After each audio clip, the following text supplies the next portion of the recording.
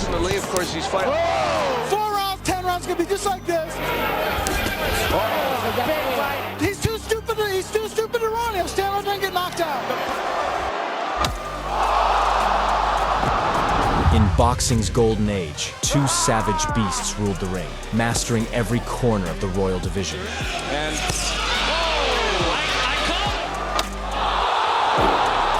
The legendary Eric Esch, aka Butterbean, who brutally dominated every opponent and reached the absolute peak of his power.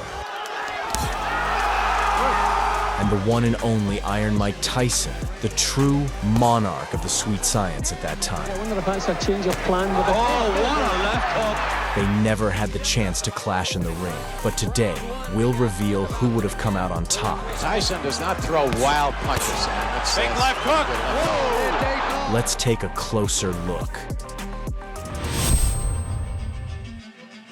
At the dawn of the 20th century, Esch came face to face with a daunting challenge, known as Jackie Beard. Beard had the height and reach advantage and thought he'd easily steamroll the modest chubster. The tough man competition, and he just turned professional, so he's... From the first bell, Beard charged forward, effortlessly landing shots on his enormous target. You saw right there in microcosm. Point out they're using 16... Soon after, the cocky showboater felt his superiority and began to mock the hefty fighter with unabashed arrogance. Just smiling through this round. Looking to load up that time. Beard says, no, you hit me on the shoulder. Butterbean tried to fire back, but Beard dodged every punch with the grace of a goose on ice. Beard was doing a little hot dogging there. Yeah, they're like pillows unless you get More of a pro style than he is a tough man. Right, because Bean just wants to punch it out. At one point, the braggart was so sure of his victory, he started dancing in celebration early. 4-round fighters. This is the second round fighters. This is the second round. But Eric wasn't having any of that haughty disco. After refueling his tank with a splash of chocolate syrup during the break, he awoke a beastly appetite. Then, Butterbean absorbed every one of Beard's strikes like sharp, crispy wings. Right hand from Butterbean. And with a precise right, sent Beard soaring into the stratosphere. Right hand. And that dropped it. And I mean dropped it. Bean's been waiting for that shot. It seemed like this move had been perfected by Esch, as he's often reaching for beer from the top shelf. The first rat in Tyson's path was the most controversial figure of the golden era of boxing. The Polish fighter Andrew Golota. Golota booked himself a star on the Walk of Shame for his nastiness and for confusing boxing with billiards, knocking opponents in the balls. Low blows, and down goes Bo again. Yeah, that's it. But when Iron Mike faced the Pole, the cocky rat turned into a frightened Mickey Mouse. The bell rang, and Tyson, taking on the role of exterminator, began the process of eliminating the particularly large rodent. Over the left eye of Talon. Connecting with a devastating right. Tyson all over Talon. Rights to the head. There's another right hand. Talon's chin withstanding that, but how much more can he take? Tyson again. Golota's pathetic defense couldn't help him, so in his usual manner, he switched to dirty boxing, resorting to wrestling techniques. He might miss a few shots, but you can see there's some fear in his eye. He's felt the pain. But Tyson didn't put up with such rat acts and sent the Pole's dirty ass to the canvas. Down goes Andrew Golota. What a right, straight right on the button. Golota down. Same right ended up in that cut, Steve. During the one-sided beating, Golota looked like a schoolboy desperate for the bell to save him from the teacher's punishment, and somehow he managed to escape. Afterwards, Golota got up and cowardly fled the ring, forever becoming a disgraceful stain on boxing. It's over. He's done it again. Golota quits. After he quits at the end of 2 rounds. Oh, look at that. Oh, my goodness. Iron Mike Tyson. Butterbean was on a winning streak, racking up 9 victories with hardly any effort, collecting opponents' scalps like rare Pokémons. But then, a fighter emerged who struck fear with his unbelievably athletic physique, Doug Norris. The nickname Dangerous warned our chubster that this fight wouldn't be an easy snack. He won several regional tournaments. The bout began, and Norris, noticing his opponent's short arms, decided to keep Eric at bay. Into a folk hero because you announced him Trying to prove those people wrong. Norris is round one. In fact, he's landing anytime he feels like it. Still, in his desperate attempt to reach his opponent, Esch managed to serve Dangerous a couple of punches before his steroid-fueled machine went into a reckless exchange. So Butterbean coming forward with some good shots. And you're seeing some tough man windmilling by Butterbean. He still has that. He's getting nailed, though, by Norris. Not expecting such a surge of cholesterol, Norris dropped the knockout idea. Apparently, Butterbean had a third dinner on the schedule, because by the second round he sent the bodybuilder to build his brain, turning the dangerous into the harmless. Well, it's wild now, folks, and there goes Doug Norris. Well, he never should have slugged with him. He knows that now. In doing so, he once again proved that muscles alone don't win fights. The second chapter of our story goes back to 1990, when at the forefront of the most fearsome heavyweight scalp collectors was Donovan Ruddock, better known as Razor. Not using his legs at all. Went down to the second straight, jumps it down. But one day, the fearsome star of the ring showed his dark side. After the bell, he treacherously sent his opponent on a date with Morpheus.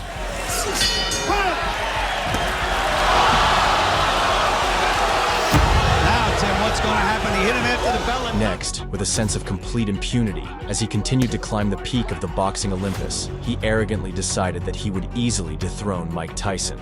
And so, in 1991, the Titans of the ring clashed in a fierce battle. Round one scheduled for 12. From the very beginning, Razor shocked everyone, using his blades to tear into the legendary opponent. Well, he'd thrown a big punch. He stumbled after the punch. Uppercut by Richard Steele, who has refereed 83 title fights. Uppercut and then the right hand uppercut. Oh, nice. Here comes Razor Ruddock out of nowhere. Caught it. A right Again. A left uppercut by Razor Ruddock. That stunned Tyson. Now Tyson says no. Hit me again. At the bell sound.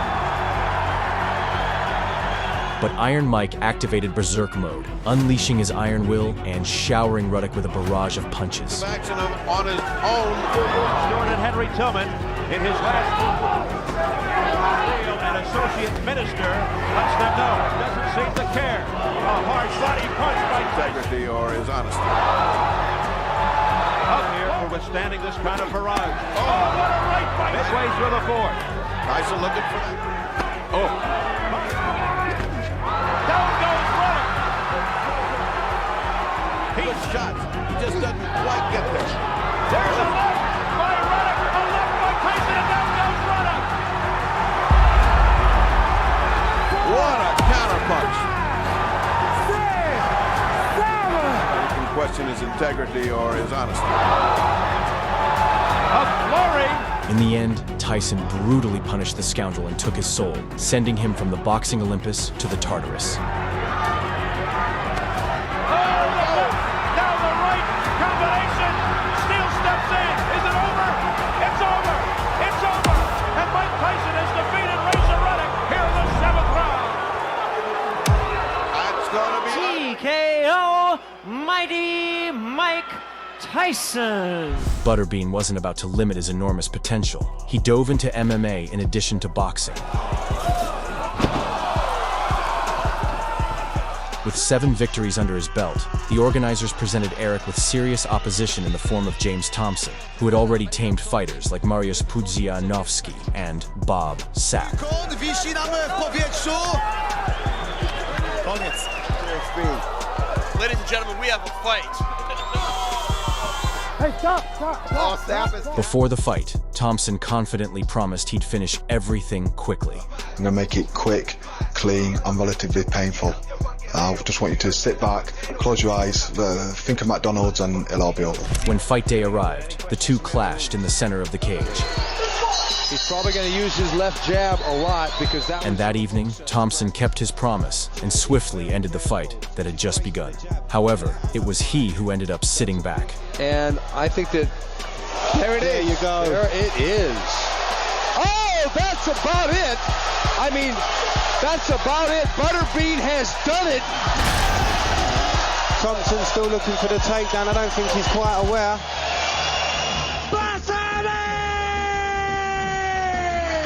In February 1989, a British showboater appeared on Tyson's horizon who could literally be called a dildo builder. Coming from Bruno. And Big Jesse is looking a little unsteady on his pins. Oh my word, he's not... Frank Bruno is a dumb jock who allowed himself to insult and humiliate Mike in public. But I want to knock him out so good into Don King's lap and wipe him off the map because he's bad for boxing and his people are bad for boxing. I see myself knocking out Mike Tyson spectacularly, knocking him out. No way he's going to beat me. No way. Tyson, filled with rage, eagerly awaited the day when his foot would finally set foot in Sin City, so he could personally beat every ounce of rat-like filth out of Bruno with his own hands. Physique, 27 pounds heavier, almost 4 inches taller. From the very beginning of the fight, Tyson decided to remind everyone of his title as the baddest man on the planet. If he makes a mistake early, you can't fix it, Jin. That was never great to begin with. A left hook by Tyson, but Bruno goes away. Tyson's people wanted to bob and roll, be less of a target attack. And only after that did the dumb jock realize that he was face-to-face with a real predator who would tear his rat carcass apart right then and there. But it was a nice effort. And anytime, oh, here comes Tyson. Tyson with a combination. Oh, a left hook by Mike Tyson, flush on the face of Frank Bruno. Another left and a combination. So, the crafty scoundrel decided to resort to an unworthy tactic and turn the fight into a cuddle party. Put any efforts toward punching if he's just worried about holding. On Mike's side, he's not bobbing and weaving like he has. Maybe the nerves and the jitters, he may be settling in. Tyson looking to go back to work. But this cocky man only added fuel to Mike's raging fire, and in the next moment, the enraged Tyson plunged the scoundrel's consciousness into darkness. What Bruno expected. He said he's not looking for the Tyson who fought McNeely and Mathis. Here's a combination uppercut by Tyson. Tyson laying it on, pouring it on. Down goes Bruno into the ropes. And it is all over. Thus, Mike made him humble forever.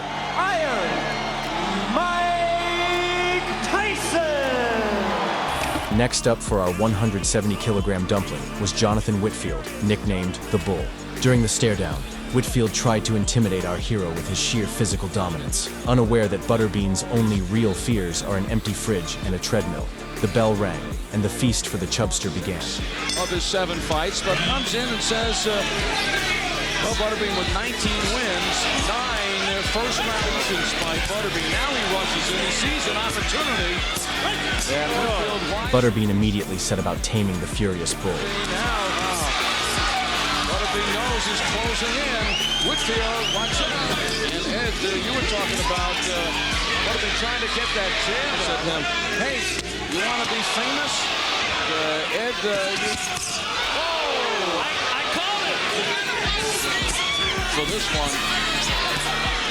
Now that he's immediate. And, after sending Whitfield crashing into the canvas, Eric once again proved that extra weight in boxing is no problem. Joe L. Scott, rising young heavyweight.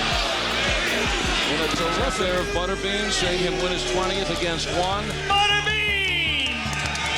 In May 1986, Mike found himself in the crosshairs of Mitch Green, the real leader of the American gang. Try to extort more money. His manager, Carl King. He publicly threatened Mike Tyson, claiming he was ready to easily destroy the ring legend. Tyson, and you know it.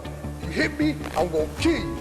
I'm going to kill you. My last name is Green. It's a sign, it's an omen. Michelle City Tyson, you're mine.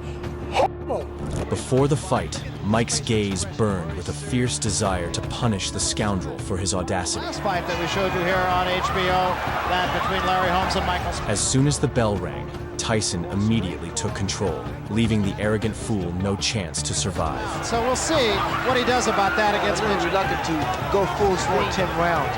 I had that same experience when I fought my first 10 round in Baltimore. And again, Mike Tyson bolting out of his corner right on top. To Tyson, because Tyson's going straight ahead. He's coming straight ahead. The reason you tie a fighter up is to at least clear your head, or either to throw his Customato with his career period.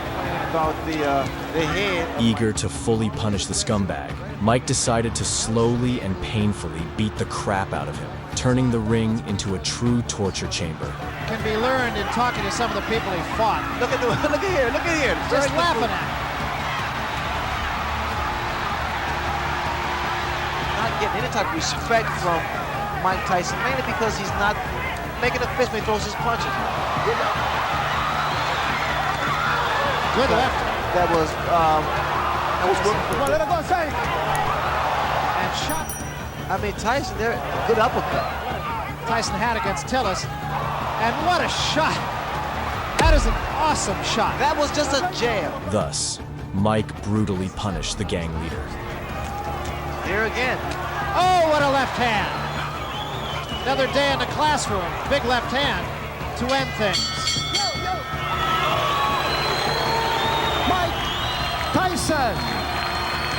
I didn't want to knock him out or anything. I wanted to put a lot of pressure on him and make him decide himself whether to give up or not. He wouldn't get knocked out because if he get hit on the chin, he can't see the punch and he will say, "Oh, I didn't see the punch, I got knocked out." But 2 years later, Mitch decided to arrange an unofficial rematch, which took place right on the street. The gang leader showed up to face Tyson, determined to answer for his words. But Tyson, with a single punch, added a splash of red to Green's face.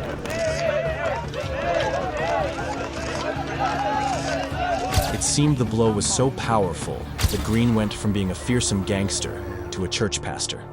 God has healed me. He has brought me out. He has brought me over, and I look forward to my future. Pat Jackson is another mountain of muscles who couldn't stand the cockiness of those who mocked real athletes. So he stepped in to teach Butterbean a lesson. By that time, our perennial McDonald's regular had 13 wins and 0 losses. Jackson, determined to show the results of his daily gym grind, aimed to erase that sacred 0 in Butterbean's loss column. The fight started, and Esh charged at his opponent like a ravenous predator. In a survival mode, he's not punching much. I don't think he has much on the punch. He's so tired. Butterbean tried to swing like a pendulum, but with his size, he ended up resembling a wrecking ball. What a lefty guy. In round 1. He utilizes every inch of the ring, and he wishes. Jackson kept the onslaught at bay with his jabs, nearly puncturing the walking keg of beer that was Butterbean. For Butterbean, as you heard. Butterbean tried to dig the body there now. Jackson stood up there and fight more instinctively if he tries to get too fundamentally oriented. Then, fueled by a berserk fighting spirit, Esh charged forward blindly, smashing everything, including even the referee. Right hand, not much behind that. He just reaches out to hold on. Good body work by Butterbean. That's a good idea by him, no? Try a left hook to the body, then go upstairs. Now he's uppercutting. The interesting thing, Dave, is he hasn't really hurt Jackson that much with his punch. Jackson is tired. Tough man type punches, they told him. Should have been scheduled for 3. Yeah, thank you. Might be one of the most dramatic shots he walked into. Boy, that's combat pay right there. Seeing such a powerful knockout, Jackson got scared and refused to continue the bout. The fight, at the end of the round, he's separating the fighters. And referees cannot protect themselves at all times. That night, Butterbean notched a double victory and, well, earned himself a double Big Mac. The guy's Terry Wood, who doesn't have to ref anymore. Well, Next, after his triumphant return from prison to the ring, the honor of welcoming Tyson fell to a particularly brash and cocky fighter, Peter McNeely, nicknamed Hurricane. Thinking that Iron Mike had rusted after his prison sentence, McNeely allowed himself to show blatant disrespect towards his opponent. I'm Hurricane Peter McNeely from Medfield, Mass. On Saturday night, watch me kick Tyson's ass. You have a big dump in your pants. Tyson didn't engage in his opponent's dirty game.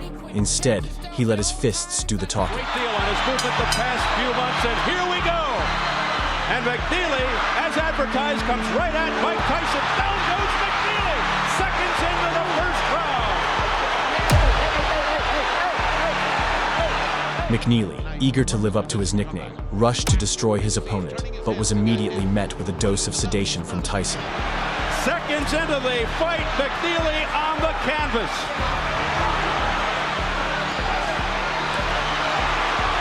One minute gone by. McNeely's already been down. I'll tell you what, Steve. Nothing but... McNeely was unable to counter Iron Mike and impacted him not like a hurricane, but more like a light, refreshing breeze. Mills lanes and stopped that nonsense because they were starting to butt heads. Oh. Tyson with a left hook right up, and down goes McNeely again. McNeely's hurt this time, Steve. He's very hurt. He can barely stand. In the end, the king of boxing quickly brought McNeely down from the heavens, turning him into a fallen angel and adding another scalp of a brazen victim to his highlight reel.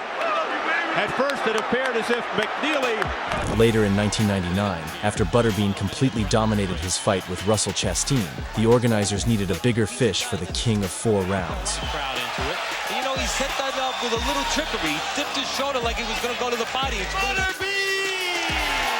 Enter Peter McNeely, who volunteered to be the first to send Butterbean packing and put an end to that insatiable boar. By then, McNeely boasted a record of 45 wins, 34 of them finishes. He could smell the kill, and he went right after it. Dropped him. 1:53. Williams got up, but then, this is all from the first round, went down again. The outcome of this fight would determine if Butterbean was ready to step up to the next level. He's going to get a fight with Tyson because the people demand it. Mike Tyson will be the laughingstock of the industry. In the fall of 1987, in a fight for the title of undisputed world champion, Mike Tyson decided to settle the score with an old nemesis, Tyler Biggs, who had once robbed the young Tyson of his chance at Olympic gold. And so, 3 years later, the cocky Tyler was confident that he would once again take away his well-deserved world title, which is why he allowed himself to publicly humiliate Mike. You know, I owe it to myself to go out there and beat Michael Tyson like I am his dad. He's made for me. Tyson. As soon as the bell rang, the spectators were frozen in shock. Movement on the part of Tyrell. For Tyson, the king of the ring, found himself in the role of the victim, and the fight resembled a father spanking his son. See, a good stepping jab is very effective. Whether or not Biggs can keep this up. That's the uppercut. Throw the jab like he's doing now, not to let Tyson set up. With every passing second, Biggs' confidence grew, and he began to neglect his defense, playing recklessly with fate. He's trying for the head. Now we see the jab again. And come with that right hand. That was a quick little overhand right by... But Tyson, unwilling to tolerate such disrespect, decided to drill some lessons and manners into his head, starting to teach him a harsh lesson in discipline. Does the most damage. There was a big right hand, best punch of the fight. That was the left hook, Barry. That was left hook. That was what he said he was going to do. Huge left hand there by Tyson. And a combination by Tyson. From Tyrell Biggs now. Start those uppercuts. He took a big left hand there. Oh, that was a tremendous left hand.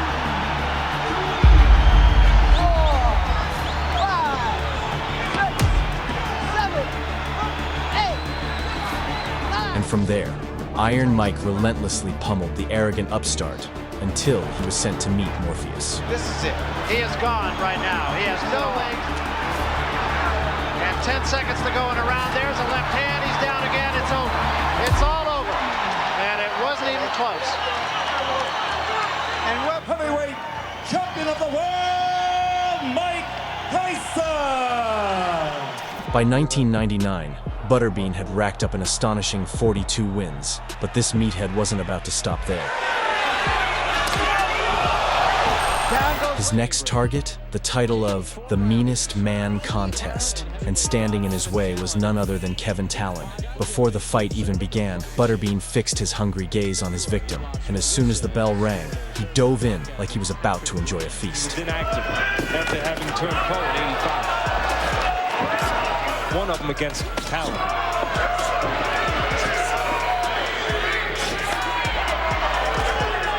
As we come to the end of round number 1, Butterbean in control. Talon with some counterpunching of his own. Butterbean missing with a right hand, scoring with a left and a right as Talon comes in. Hobbling Talon's legs, the self-proclaimed king of 4 rounds raced to finish the fight. Well, how many fights does he have? Well, Talon just got knocked, and Butterbean trying to add his 30-second knockout.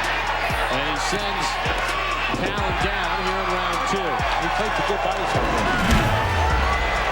Butterbean And Butterbean comfortably in control in this 4-round bout as he continues to pound the overmatched Talon. But Talon, showing incredible endurance, kept getting back up, making the audience question whether Butterbean's victory was a sure thing. To look back on those things. Mark Gastineau, they had him with less than ordinary guys, and when he fought a guy who was just even close to a journeyman. At one point, it even looked as if Esh was against Evil Dead. It's a whole different sport. Well, the way Talon's getting pounded in. Butterbean's thinking he's got a guy in front of him who's covering up, so he brings the uppercut up, try to straighten him up. Continuing to pummel his opponent, the cholesterol-fueled Homelander decided to put an end to Talon's suffering by pinning him against the ropes and brutally finishing the bout. It's more exciting, though, when the opponent in front of him can nail him a little bit, like Funmaker, and Talon just can't. And Butterbean finishes him off here in round number 3. Butterbean goes across the ring and congratulates Talon. The first obstacle on Mike Tyson's path to glory was the WBC champion named Trevor Berbick. Berbick had a notorious reputation as a dirty fighter, often resorting to underhanded tactics, such as hitting his opponents in the back of the head, showing no regard for their health.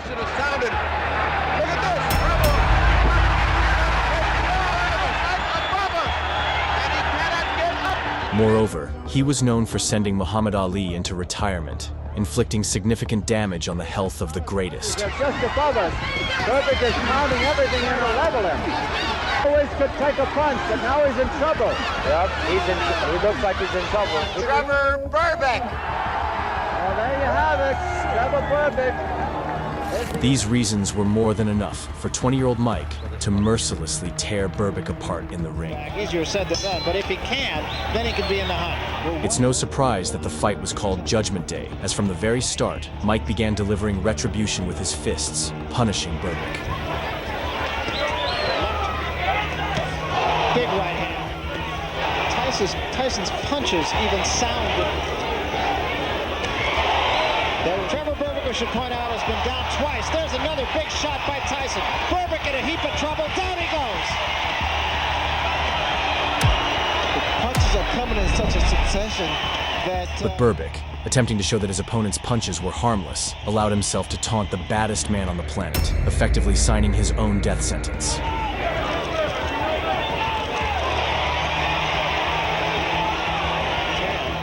By Tyson, and a right behind it, and Berbick is rocked. In trouble here.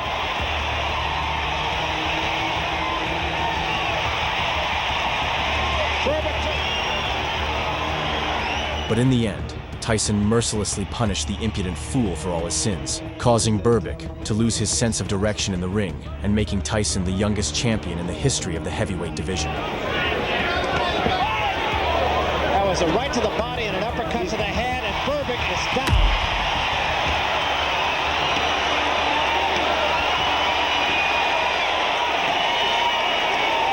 It's over. That's all, and we see heavyweight champion of the world, Michael Tyson. In the early 21st century, Butterbean faced a true bruiser named Rhode, who had racked up 24 wins, all finishes, in his career.